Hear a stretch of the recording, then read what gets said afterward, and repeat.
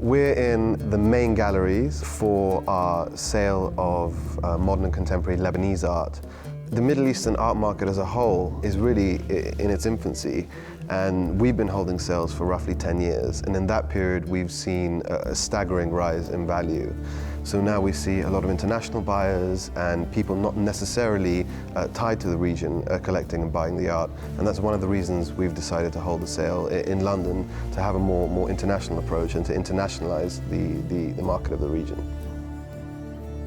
We have an international community of over 15 million Lebanese, and a lot of the artists were practicing and working abroad really as early as the late 19th century. The Lebanese were abroad. Well, one of our highlights is a work by the poet and philosopher Khalil Gibran, and he left Lebanon in the 1890s when he was only 12 years old and became one of the best-selling poets in America.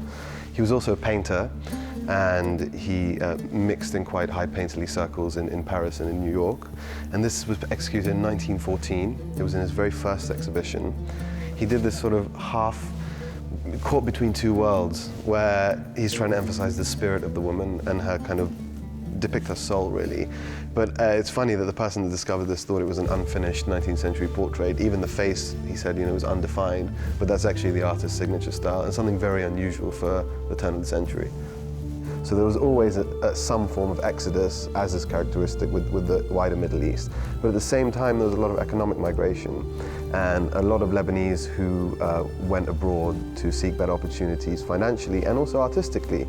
And you see definitely in the post-war era a big flock of artists going to places like Paris and London. This is our cover lot, and it's quite an imposing piece. It's by a young but extremely successful artist called Ayman Balbaki, who focuses on the damage done to the urban landscape after conflict.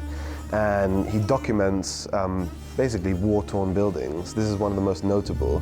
It's called the City Centre Egg. It was meant to be an avant-garde cinema, but was never completed. A lot of the war-torn buildings still remain standing to this day. The main reason being disputes over rights for development, but actually the effect is that they become almost like memorials. For anyone who's been to Beirut or is Lebanese, this is an absolutely fascinating work. This is a depiction of Ashrafiyya, which is, I guess, the equivalent of the Fifth Avenue of Beirut in 1891. And really it demonstrates the evolution of Beirut from what was essentially a rural village extremely rapidly into urbanized sort of Middle Eastern metropolis.